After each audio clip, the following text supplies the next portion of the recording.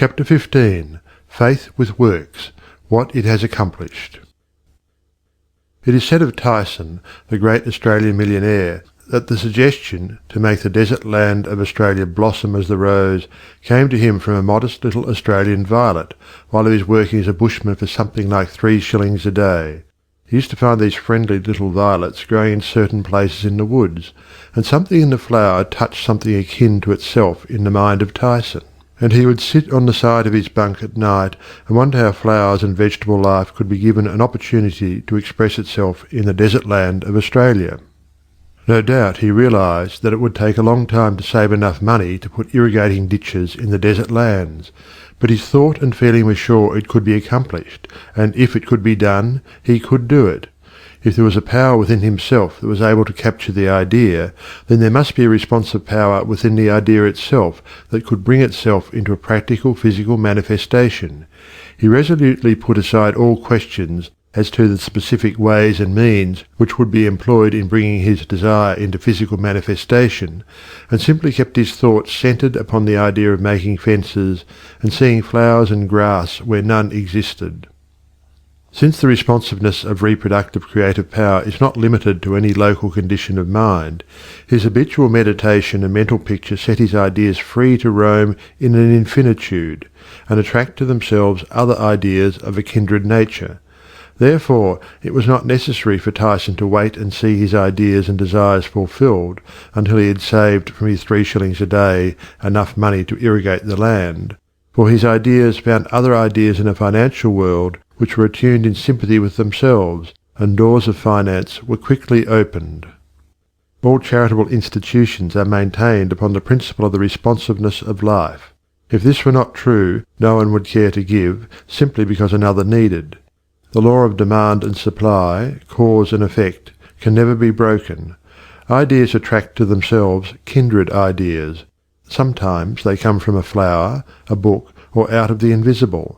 You are sitting or walking, intent upon an idea not quite complete as to the ways and means of fulfilment, and behold, along comes another idea, from no one can tell where, and finds friendly lodging with your idea, one idea attracting another, and so on until your desires are physical facts.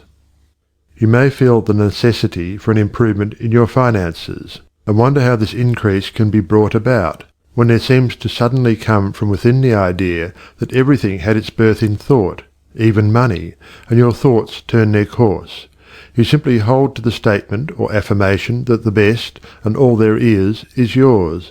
Since you are able to capture ideas from the infinite through the instrument of your intuition, you let your mind rest upon that thought, knowing full well that this very thought will respond to itself. Your inhibition of the thought of doubt and feeling of anxiety enables the reassuring ideas to establish themselves and attract to themselves I can and I will ideas, which gradually grow into physical form of the desire in mind. In the conscious use of the universal power to reproduce your desires in physical form, 3 facts should be borne in mind. First, all space is filled with a creative power. Second, this creative power is amenable to suggestion. Third, it can only work by deductive methods. As Troward tells us, this last is an exceedingly important point, for it implies that the action of the ever-present creative power is in no way limited by precedent. It works according to the essence of the spirit of the principle. In other words, this universal power takes its creative direction from the word you give it.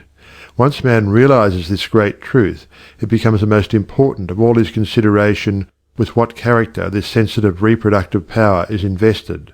It is the unvarying law of this creative life principle that, as a man thinketh in his heart, so is he.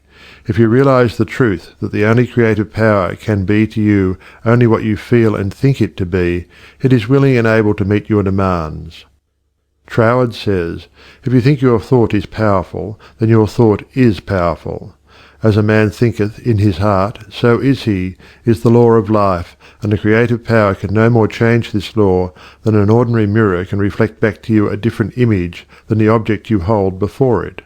As you think, so are you, does not mean as you tell people you think, or as you would wish the world to believe you think. It means your innermost thoughts, that place where no one but you knows. None can know the Father save the Son, and no one can know the Son but the Father. Only the reproductive creative spirit of life knows what you think until your thoughts become physical facts and manifest themselves in your body, your brain, or your affairs. Then everyone with whom you come in contact may know, because the Father, the intelligent creative energy which heareth in secret, hears your most secret thoughts, rewards you openly, reproduces your thoughts in physical form. As you think you know, that is what you become. Should be kept in the background of your mind constantly. This is watching and praying without ceasing. And when you are not feeling quite up to par physically, pray. End of chapter 15.